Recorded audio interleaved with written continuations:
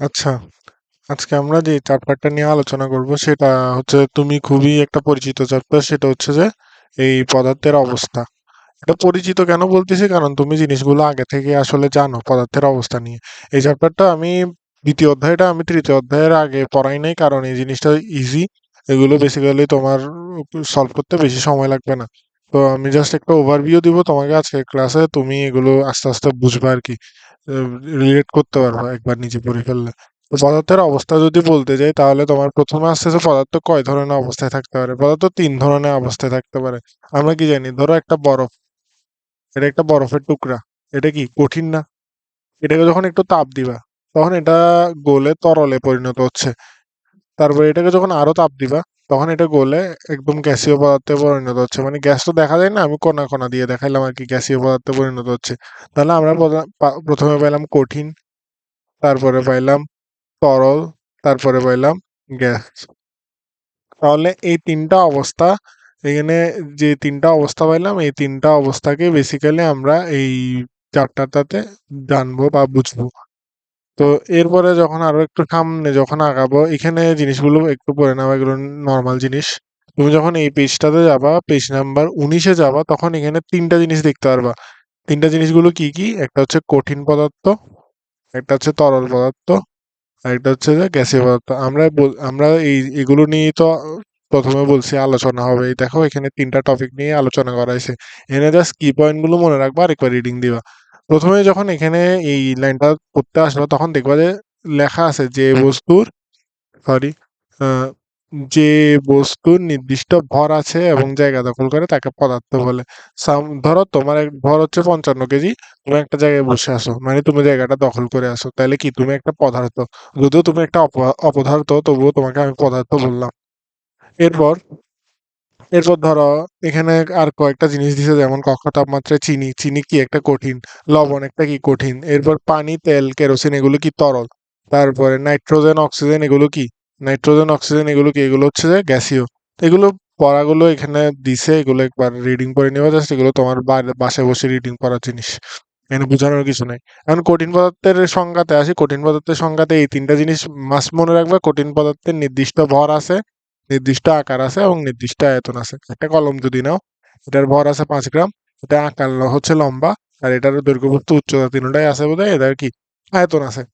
এরপর এখানে point of নোটের যে মানে নোট করার মতো একটা পয়েন্ট হচ্ছে, এই পদার্থের কণাগুলোর মধ্যে এক ধরনের আকর্ষণ বল থাকে। এই বলকে বলা হয় আন্তঃকণা আকর্ষণ বল। এই আকর্ষণ বলকে কি বলা হয়? আন্তঃকণা আকর্ষণ বল। 1 মিনিট। এই যে আন্তঃকণা আকর্ষণ বল, তাহলে মনে থাকবে এই ধরনের। তাহলে কঠিন পদার্থ বা এই আন্তঃকণা আকর্ষণ বলটা যে শুধু কঠিন পদার্থের মধ্যে থাকে তা না, এটা তরল পদার্থের মধ্যেও থাকে, গ্যাসীয় পদার্থের মধ্যেও থাকে। এখন তুই বলতে পারবো, স্যার এখানের মধ্যে ভিন্নতা কোথায় যদি তিনটার মধ্যে থাকে? আসলে ভিন্নতা আছে। কঠিন পদার্থ কি আমরা জানি, কঠিন পদার্থ অনেক শক্ত না? তাহলে এদের মধ্যে আকর্ষণ বল কি হইতে হবে? অনেক বেশি হইতে হবে না, বা অনেক আকর্ষণ বলের পরিমাণটা বেশি হইতে হবে না? এই কনসেপ্টের উপর ভিত্তি করে তুমি তরল পদার্থ আর গ্যাসীয় পদার্থের মধ্যে ডিফারেন্সিয়েট করতে পারবা। কঠিন পদার্থের মধ্যে আন্তঃকণা আকর্ষণ বল বেশি, আর তরল পদার্থের মধ্যে তার চেয়ে একটু কম। আর তোমার যে গ্যাসীয় পদার্থ আছে তার মধ্যে আর একটু কম। এখানে যখন পড়বো তখন জিনিসগুলো আমরা হাইলাইট করে করে পড়তে থাকবো। এরপর এরপর বলতে কঠিন পদার্থের কণাগুলোর মধ্যে আন্তঃকণা আকর্ষণ বল সবচেয়ে বেশি ইজি। কিছুক্ষণ আগে বললাম আন্তঃকণা আকর্ষণ বল। আন্তঃকণা আকর্ষণ বল মানে কি? নিজেকে নিজে প্রশ্ন করলেই বুঝবে যে আন্তঃকণা আকর্ষণ বল মানে হচ্ছে যে তোমার নিজেদের মধ্যে যে আকর্ষণ, নিজের যে কণাগুলোর মধ্যে যে আকর্ষণ, সেটা হচ্ছে আন্তঃকণা। অন্ত আর আন্ত, এই দুইটার ডিফারেন্স বুঝতে পারলে তুমি বুঝে যাবে এটা। এই কারণে কি হয়, এরপর এখানে লেখা আছে কি, এই কারণে কঠিন পদার্থের কণাগুলো খুব কাছাকাছি এবং নির্দিষ্ট অবস্থানে থাকে, ফলে কঠিন পদার্থের নির্দিষ্ট আকার হয়। এই যে এই আন্তঃকণা আকর্ষণ বল বেশি হয়, এগুলো কি নির্দিষ্ট আকার আছে। আবার কঠিন পদার্থের উপর চাপ প্রয়োগ করলে এরা সংকুচিত হয় না। আবার এরপর বলা আছে যে তাপমাত্রা বাড়ালে কঠিন পদার্থের আয়তন খুবই কম পরিমাণ বৃদ্ধি পায়। তাহলে এইটা লিখে থাকবা যে তাপমাত্রা বাড়ালে কঠিন পদার্থের আয়তন খুবই কম পরিমাণ বৃদ্ধি পায়। ঠিক আছে? এরপর তরল পদার্থ। আমরা কঠিন পদার্থের ক্ষেত্রে দেখছি যে এদের ভর আছে, আকার আছে, আয়তন আছে। আন্তঃকণা আকর্ষণ বল বেশি এবং এদের তাপমাত্রা বাড়াতে আয়তন খুব কম পরিমাণ বৃদ্ধি পায়। এবার তরল পদার্থের ক্ষেত্রে দেখি, তরল পদার্থের কি কি আছে? ভর আছে, আয়তন আছে কিন্তু কি নাই, নির্দিষ্ট কোনো আকার নাই। তুমি যে পাত্রে রাখো তরল পদার্থটা ওই পাত্রের আকার ধারণ করবে। তরল পদার্থের কণাগুলোর মধ্যে এই দেখো এই যে লেখা আছে তরল পদার্থের কণাগুলো কঠিন পদার্থের কণাগুলোর চেয়ে তুলনামূলকভাবে বেশি দূরত্বে থাকায় এদের মধ্যে আন্তঃকণা আকর্ষণ বল কঠিন পদার্থের চেয়ে কম হয়। লাইনটার অর্থ হচ্ছে যে কঠিন পদার্থ তো অনেক বেশি মানে শক্ত হয়, যার কারণে এদের আন্তঃকণা আকর্ষণ বল বেশি হয়। কিন্তু যেহেতু তরল পদার্থের মধ্যে একটু এত বেশি শক্ত না, মানে পানি তো এত বেশি শক্ত না এদের মধ্যে, যার কারণে তুলনামূলক বেশি দূরত্ব থাকে কণাগুলোর মধ্যে। এদের যে নিজস্ব নিজস্ব কণা আছে এগুলোর মধ্যে দূরত্ব বেশি থাকে, এদের আন্তঃকণা আকর্ষণ বলও এই যে কঠিন পদার্থের চেয়ে কম হচ্ছে। আর এদের কি চাপ প্রয়োগ করলে আয়তন হ্রাস পায় না, তবে তাপ প্রয়োগ করলে আয়তন বৃদ্ধি পায়। এই জিনিসগুলো একটু মনে রাখতে হবে। এরপর গ্যাসীয় পদার্থ। এখন তুমি যদি কঠিন পদার্থ আর তরল পদার্থ বুঝে থাকো, কঠিন পদার্থ এই যে কঠিন পদার্থ আর তরল পদার্থ এই দুটো বুঝে থাকো, তাইলে তোমার জন্য গ্যাসীয় পদার্থ বোঝা কোনো ব্যাপার না। গ্যাসীয় পদার্থ বোঝা কোনো ব্যাপার না। গ্যাসীয় পদার্থ কি? গ্যাসীয় পদার্থ হচ্ছে এদের ভর আছে কিন্তু আকার আয়তন নেই। এদের নির্দিষ্ট ভর আছে কিন্তু কোনো আকার বা আয়তন নাই। যে কোনো পরিমাণ, তা বলছে কি যে কোনো পরিমাণ পদার্থ ভিন্ন ভিন্ন আয়তনের পাত্রে রাখলে এরা পুরো পাত্রের আয়তন দখল করে। এটাই বেসিক জিনিস। এগুলো আসলে তেমন বেশি কিছু ডিপলি বোঝানোর নাই বা ম্যাথও নাই, এখানে জাস্ট রিডিং পড়া। এদের মধ্যে দেখো এদের এদের আন্তঃকণা আকর্ষণ বল খুবই কম। আমি যে পয়েন্টগুলো দেখা দিচ্ছি ওইগুলো বললেই হবে। এদের আন্তঃকণা আকর্ষণ বল খুবই কম এবং তাপ প্রয়োগ করলে এদের আয়তন অনেক বেড়ে যায়। এটাই মনে রাখবো। এখন গ্যাসের আয়তন অনেক বেড়ে যায় কেন? কারণ গ্যাসের মধ্যে এদের অণুগুলোর মধ্যে এই যে আহ, অণুগুলোর মধ্যে ডিস্টেন্স আছে এগুলো কম। চিত্র দেখবা, এখানে চিত্রটা দেখলে বুঝবা। এই দেখো এই যে চিত্রটা, এই চিত্রটা একটু দেখো। এখানে তিনটা পদার্থের অবস্থা দিছে। এটা হচ্ছে কঠিন পদার্থ, এটা কঠিন পদার্থ। কঠিন পদার্থের মধ্যে কি একদম বক্স আকারে না, একদম মানে জিনিসগুলো একদম ঘন ভাবে লেগে আছে। এটা হচ্ছে তরল পদার্থ, মানে পুরা পাত্র জুড়ে। এটা কিন্তু কঠিন পদার্থটা কিন্তু পুরা পাত্রে জুড়ে নাই, এটাকে অনেক জায়গায় ফাঁকা রাখে দিছে। কিন্তু তরল পদার্থটা যতটুকুই রাখছে কিন্তু পুরা পাত্রের আয়তনটা দখল করছে। আর গ্যাসীয় পদার্থ কি করছে? পুরা পাত্রের আয়তনটা দখল করছে। গ্যাসীয় পদার্থ কিন্তু পুরা পাত্রে, এই যে এগুলো হচ্ছে গ্যাসীয় পদার্থের কণা, ও কিন্তু পুরা পাত্রের মধ্যে দখল করে আছে। কিন্তু এদের কি নাই? নির্দিষ্ট আয়তন থাকলেও কোনো আকার নাই। এটা কোনো আকার আছে, যেমন তরল পদার্থ, এটা একটা আকার আছে। সরি, এটার কোনো আকার নাই বাট আয়তন আছে এবং এরা কি জায়গা দখল করতেছে। এরপরে দেখো এখানে একটা লাইন বলা আছে যে কঠিন পদার্থকে তাপ দেওয়া হলে পদার্থের কণাগুলো গতিশক্তি গ্রহণ করে কাঁপতে থাকে এবং ফলে আন্তঃকণা আকর্ষণ শক্তি কমে যায় এবং কণাগুলো গতিশক্তি প্রাপ্ত হয়। পদার্থের এই অবস্থাকে বলে তরল অবস্থা। তাহলে জিনিসটা কি হচ্ছে, তুমি যখন একটা কঠিন পদার্থ নিছো, কঠিন পদার্থটাকে যখন তাপ দিচ্ছ সেটা কিসে পরিণত হচ্ছে? তরল পদার্থে পরিণত হচ্ছে। কারণ কি? এদের এই কঠিন পদার্থের মধ্যে যে ছোট ছোট অণু বা আন্তঃকণা আকর্ষণ বলটা রয়েছে, এটা একদম অনেক দুর্বল হয়ে যায় তাপ দিলে প্রায় বন্ধনটা বলতে গেলে ভেঙে যায়। ভেঙে যাওয়ার ফলে কি হয়? কঠিন পদার্থ আস্তে করে তরল পদার্থে রূপান্তরিত হয়। এদের কারণ কি? এদের এই অণুগুলোর গতিশক্তি বেড়ে যায়। গতিশক্তি বাড়লে কি জানি, যত গতিশক্তি বৃদ্ধি হবে ওইটার অবস্থা তত কি তরল হবে বা গ্যাসীয় হইতে থাকবে। এটাই হচ্ছে মেইন কাহিনী। তোমায় যদি বলে কেন কঠিন পদার্থ তরল পদার্থে পরিণত হয়, তুমি বলবা যে কঠিন পদার্থে তাপ দেওয়া হলে এদের কণাগুলোর তাপ শক্তি গ্রহণ করে কাঁপতে থাকে, ফলে এদের আন্তঃকণা আকর্ষণ শক্তি কমে যায়, ফলে কিছুটা গতিশক্তি প্রাপ্ত হয়। আর এই অবস্থাকে বলা হয় কি? তরল অবস্থা। তো ফার্দারমোর যখন তুমি তরলকে তাপ দিবা তখনও সেম জিনিস রিপিট হবে। তরলকে যখন তাপ দিবা তখন কি তরলটা ওই তরল পদার্থের অণুগুলো ওই তাপ শক্তি গ্রহণ করে কাঁপতে থাকবে এবং এদেরও গতিশক্তি বৃদ্ধি পাবে। আর কি জানি কোনো যদি কণা গতিশক্তি অনেক বেশি বৃদ্ধি পায় তখন এটি কিসে হয়? গ্যাসীয় হয়। এই যে এখানের ভিতরে যে কণাগুলো দেখা যাচ্ছে, এখানে যে কণাগুলো আছে এগুলো অনেক বেশি ছোটাছুটি করতেছে, এদের মধ্যে গতিশক্তি অনেক বেশি, যার কারণে এরা কি কিসে আছে? গ্যাসীয় পদার্থে বা গ্যাসীয় অবস্থায় আছে।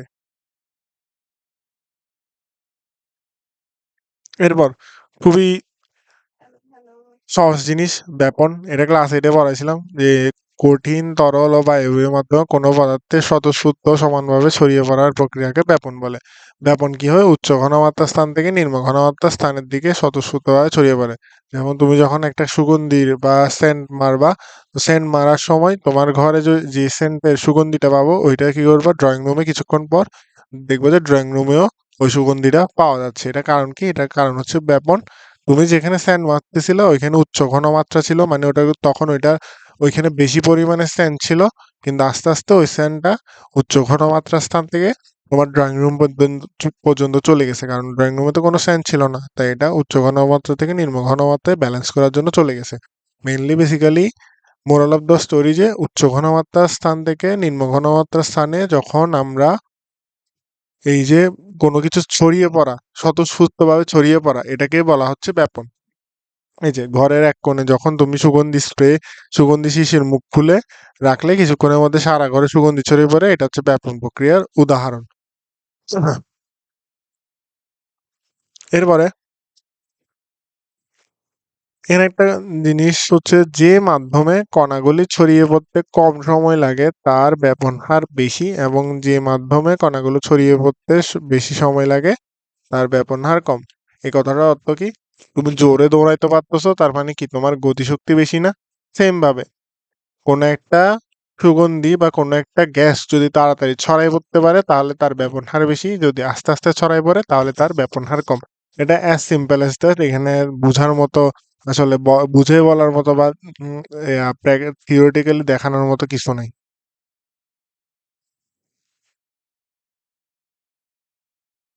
এই যে এই কি পয়েন্ট গুলো একটু মনে রাখবো, বই পড়ার সময় এগুলো একটু দাগায় দাগায় পড়বো। দেখো এখানে ব্যাপনের একটা উদাহরণ দিয়েছে, এখানে পরীক্ষণগুলো জাস্ট উদাহরণগুলো দেখো। এখানে একটা কে এম এন ফোর নিচে পানিতে কে এম এন ফোর, এটা প্রথমে কে এম এন ফোর এর রং হচ্ছে গোলাপি কালার। গোলাপি কালার থেকে আস্তে আস্তে এটা লাইট পিঙ্ক হয়েছে, লাইট পিঙ্ক থেকে আরেকটু কি হয়েছে, ডিপ পিঙ্ক কালারের হয়ে গেছে। কারণ কি? এই টেস্ট টিউবের মধ্যে ছিল পানি, পানির মধ্যে যখন তুমি কে এম এন ফোর দিছো এটা আস্তে করে হালকা গোলাপি হয়েছে। এরপর যখন সময়ের সাথে সাথে সময় বাড়ছে তখন এটা কি আরো গাঢ় গোলাপি হয়ে গেছে। তাহলে বেসিক্যালি আমার বোঝা যাচ্ছে যে এখানে কি হয়েছে, ব্যাপন হয়েছে, কারণ এখানে ঘনমাত্রা বেশি ছিল, যার কারণে এটা একদম গাঢ় ছিল। আস্তে আস্তে ঘনমাত্রা সমান হওয়ার জন্য পুরাটাতে একদম সমানভাবে ছড়াই বসে এক সময় যাই পুরাটার কালার সেম হয়ে গেছে। তাহলে যদি এমসিকিউতে আসে বলে যে পানিতে KMnO4 এর যে ছড়িয়ে পড়াকে কি বলে, তুমি যে সিম্পলি লিখে দেবা, ওইখানে অপশন থাকবে অবিশ্রবণ, প্রসেদন নাকি ব্যাপন, তুমি সিম্পলি লিখে দেবা এটা কি ব্যাপনের উদাহরণ। এই যে সেম, এটা হচ্ছে কপার সালফেট বা তুতে যখন এক ফোঁটা করে এইখানে ইয়ার মধ্যে বিকারের মধ্যে ঢালছে, এটা ঢালার পর কি হয়েছে, পুরা বিকারের মধ্যে এই নীল কালার হয়ে গেছে আস্তে আস্তে।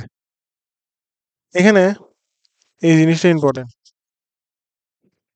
এখানে এই জিনিসটা ইম্পর্টেন্ট, দুটি গ্যাসের ব্যাপন হার নির্ণয়। দুটি গ্যাসের ব্যাপন হার নির্ণয় এই পরীক্ষাটা কেন ইম্পর্টেন্ট, কারণ এখানে এইখান থেকে মাঝে মধ্যে থিওরিতে প্রশ্ন দিয়ে দেয় বা নাম্বার নাম্বারের প্রশ্ন দিয়ে দেয় যে তুমি যদি একটা এসিডের, ধরো আমি এক্সপেরিমেন্টটা ব্যাখ্যা করতেছি, এটা তোমাদের প্র্যাকটিক্যাল করলে অনেক সময় দেখা যাবে। ধরো তুমি এখানে একটা তুলা নিছো, তুলার মধ্যে তুমি এখানে HCl এসিডের মধ্যে ডুবাইছো, এরপর অ্যামোনিয়াম হাইড্রোক্সাইড নিছো, এটাকে অ্যামোনিয়াম হাইড্রোক্সাইড দ্রবণের মধ্যে তুলাটাকে ডুবাইছো। কারণ কাহিনী কি হবে, এই যে তুলা নিলা, তুলা নেওয়ার পর HCl থেকে এইচ আসবে। এক মিনিট, এই যে HCl নিলা, এই HClটা থেকে তুমি পাবা এইচ, মানে হাইড্রোজেন গ্যাস পাবা।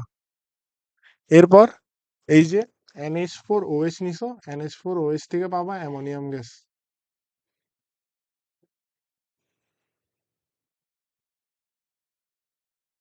এখন কাহিনী হচ্ছে যে এই NH, আমরা এইচ গ্যাস আর NH3 গ্যাসের কাজ কি, HCl থেকে এইচ গ্যাসটা আসবে, NH4OH থেকে NH3 গ্যাসটা আসবে। এই দুইটা গ্যাস একটা সময়ে আসে, এই একটা বিন্দুতে যায় মিলিত হবে। এই দুইটা গ্যাস যখন একটা বিন্দুতে মিলিত হবে, এইচ আর NH3 মিলে কি গঠন করবে বলতো? সিম্পল জিনিস, NH3 H3 এর সাথে আরেকটা এইচ যোগ করলে NH4, অর্থাৎ কি অ্যামোনিয়া আর এইচ এর সাথে মিলে অ্যামোনিয়াম তৈরি হবে বা NH4 গ্যাস তৈরি হবে, অ্যামোনিয়াম গ্যাস তৈরি হবে। তো যে এই অ্যামোনিয়াম গ্যাসটা তৈরি হবে, অ্যামোনিয়াম গ্যাসটা তৈরি হয়েছে কেমনে বুঝবে? এখানে এই যে এই মাঝখানেও না, ঠিক এই জায়গায় একটা সাদা ধোঁয়ার স্তর দেখতে পাওয়া। এই সাদা ধোঁয়ার স্তরটাই কার কারণে হচ্ছে? এটা অ্যামোনিয়াম গ্যাসের কারণে হচ্ছে। কারণ এই জিনিসটা কিভাবে ব্যাখ্যা করবা? এখানে সুন্দর করে ব্যাখ্যাটা দিয়ে আছে যে এই এই যে একটা একটা এক খণ্ড তুলাকে ঘন হাইড্রোক্লোরিক অ্যাসিডের দ্রবণে ভিজাও এবং অপর খণ্ড তুলাকে হয়ে গেল অপরখণ্ড তুলাকে অ্যামোনিয়াম হাইড্রোক্সাইড দ্রবণে ভিজাও এবং ওই লম্বা কাশনলটির এক মুখে হাইড্রোক্লোরিক অ্যাসিড দ্রবণে সিক্ত তুলা এবং অপর মুখে অ্যামোনিয়াম হাইড্রোক্সাইড দ্রবণে সিক্ত তুলা দিয়ে বন্ধ করো। এখন এরপর কি হবে? এই যে আমরা এক পাশে HCl দিলাম, এক পাশে অ্যামোনিয়াম হাইড্রোক্সাইড দিলাম। এখান থেকে HCl থেকে আসবে H, অ্যামোনিয়াম হাইড্রোক্সাইড থেকে আসবে NH3। জিনিসটা মনে রাখবা কোনটাতে এগিয়ে আসতেছে। এই দুইটা মিলে NH3 এর সাথে H বিক্রিয়া করে হবে NH4। NH4 মানে সাদা ধোঁয়া।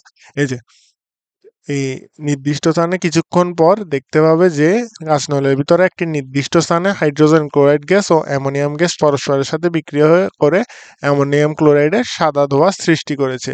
এই সাদা ধোঁয়ার তৈরিতে 1 মিনিটের কম সময় লাগে এবং সাদা ধোঁয়ার অবস্থান কাঁচনলের ঠিক মাঝামাঝি হবে না কার অবস্থান? সাদা ধোঁয়ার অবস্থান। কারণ মাঝামাঝি হবে না, কারণ কি? তুমি তো বলতে পারতো, আচ্ছা স্যার এখানে অ্যামোনিয়াম HCl গ্যাস থেকে H আসতেছে, H গ্যাসটা এদিক দিয়ে যাচ্ছে, তারপর NH3 গ্যাসটা এদিক দিয়ে যাচ্ছে। দুইটা তো একসাথে মিলিত হওয়ার কথা, হয়তো মাঝখানে বা কোথাও। কিন্তু হয় না। এই জায়গায় কেন মিলিত? এক্সাক্ট এই জায়গায় কেন মিলিত হচ্ছে? এই জায়গায় মিলিত হওয়ার কারণ হচ্ছে যে এখানে এটা ব্যাপন হারের উপর নির্ভর করতেছে। ব্যাপন হার জিনিসটা কি? ব্যাপন হার হচ্ছে যে তোমার ওই কিছুক্ষণ আগে বললাম যে কোন একটা জিনিস ছড়িয়ে পড়তে কতটুকু সময় লাগে, এটা হচ্ছে ব্যাপন হার।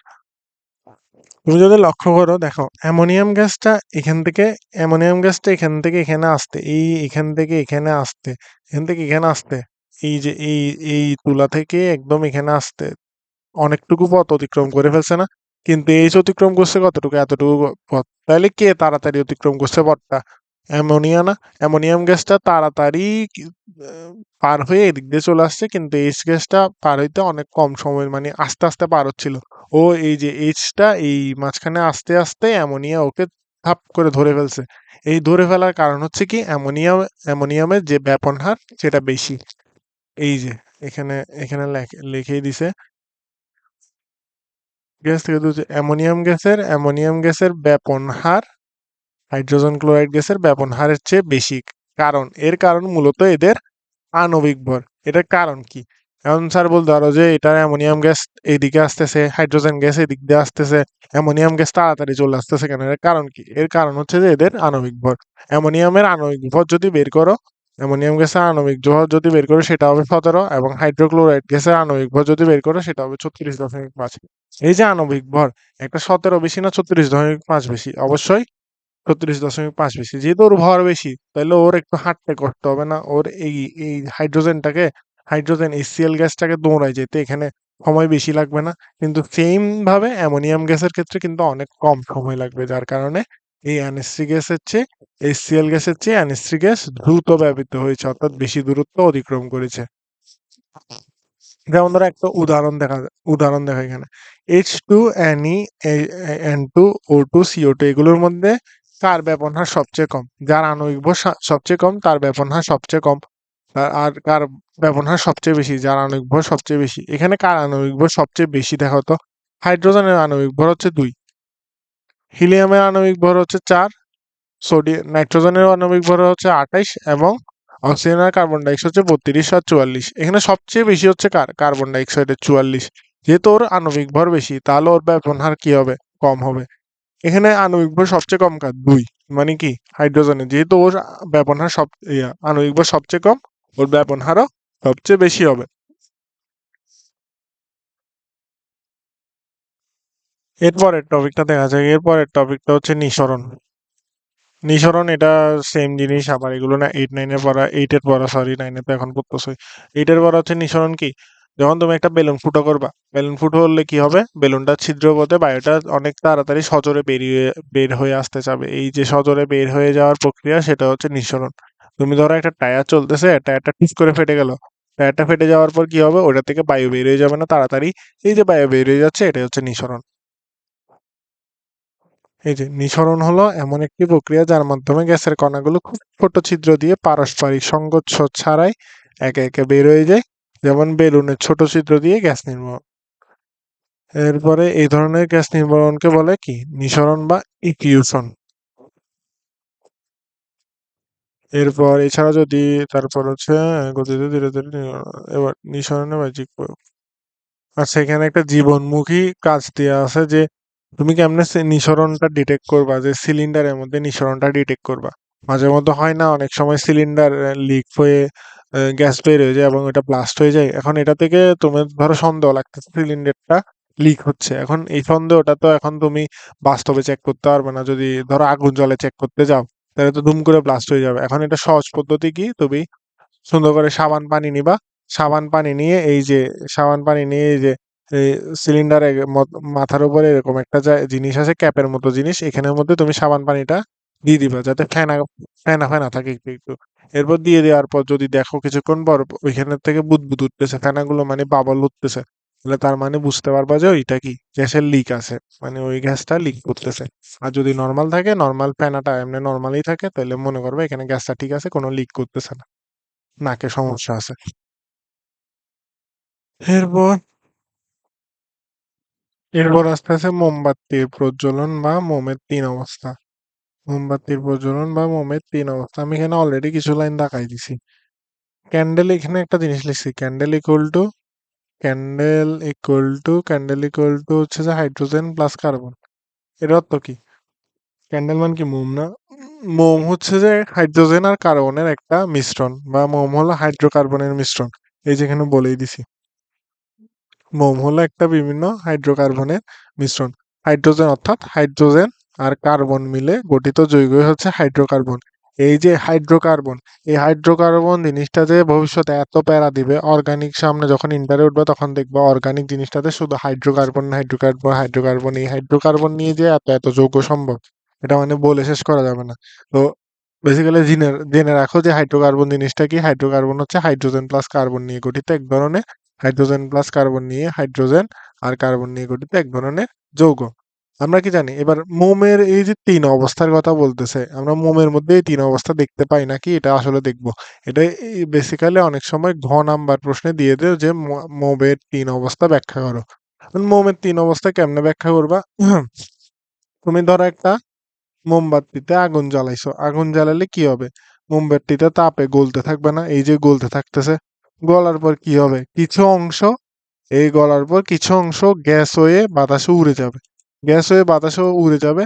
আর কিছু অংশ এই মোমবাতিটা যে জ্বলতেছে জ্বলতে সাহায্য করবে। আর কিছু অংশ কি হয়ে যাবে, এই যে গলে যাচ্ছে, এই গলে যাওয়ার পর এই কিছু অংশ আবার জমাট বাঁধতেছে।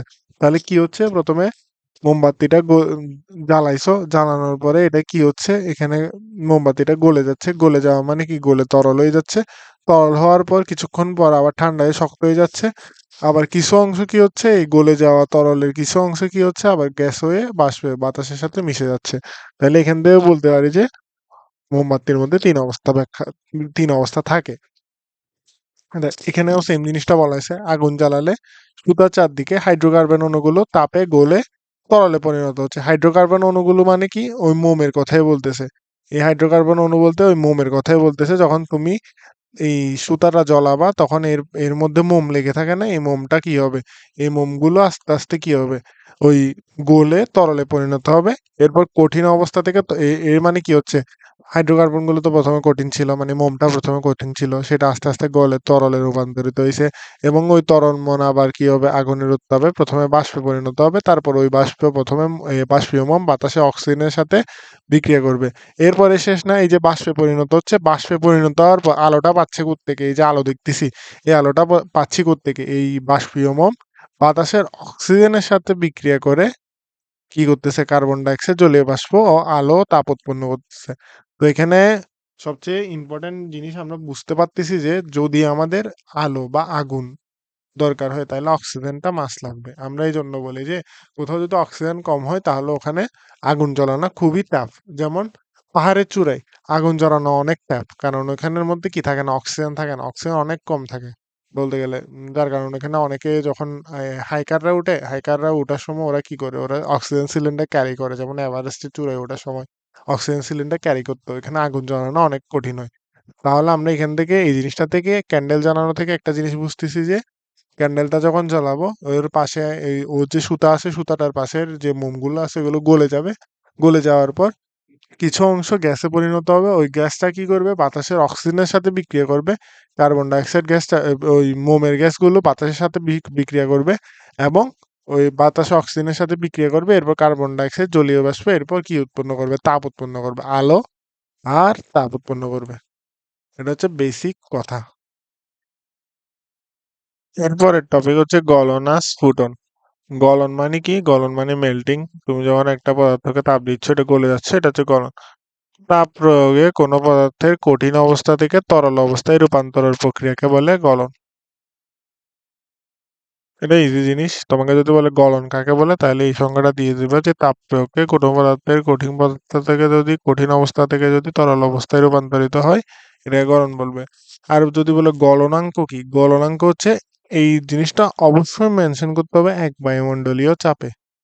তোমাকে ধরো প্রশ্নে বলছে গলনাঙ্ক কি, তাহলে গলনাঙ্কের সংজ্ঞা হচ্ছে এক বায়ুমণ্ডলীয় চাপে তাপ প্রয়োগের ফলে যে তাপমাত্রায় কোনো কঠিন পদার্থ তরল পদার্থে পরিণত হয় সেই তাপমাত্রাকে উক্ত কঠিন পদার্থের গলনাঙ্ক বলে। শেষ।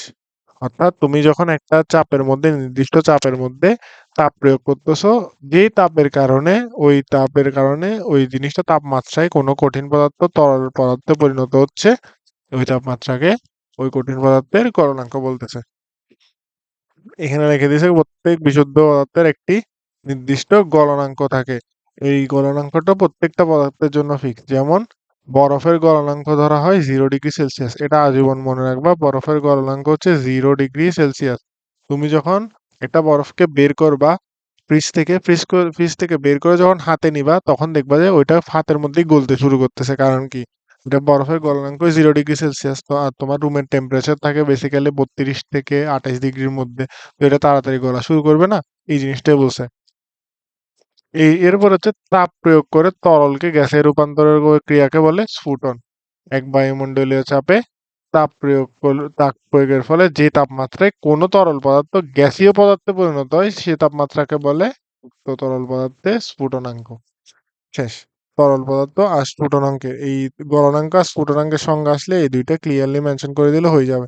এখন একটা জিনিস মনে রাখতে হবে যে প্রত্যেক বিশুদ্ধ পদার্থের নির্দিষ্ট স্ফুটনাঙ্ক থাকে। যেমন এক বায়ুমণ্ডলীয় চাপে পানি স্ফুটনাঙ্ক 100 ডিগ্রি সেলসিয়াস।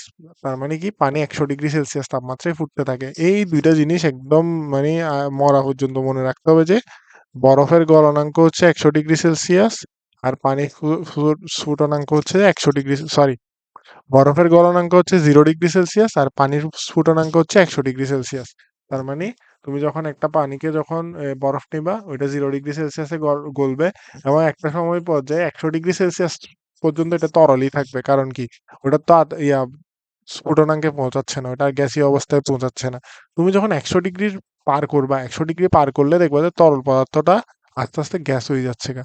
তাহলে এখান থেকে বুঝতে পারতেছি যে এখানে গলনাঙ্ক আর স্ফুটনাঙ্ক জিনিসটা ইউজ হয়েছে। এরপর হচ্ছে স্ফুটনের বিপরীত প্রক্রিয়া হচ্ছে ঘনীভবন। তুমি ঘনীভবন জিনিসটার নাম শুনছো যে বাতাসে অনেক সময় মেঘের মধ্যে পানি ঘনীভবন হয়ে জমা হয়ে বৃষ্টিপাত হয়। এটা হচ্ছে ঘনীভবন মানে কি?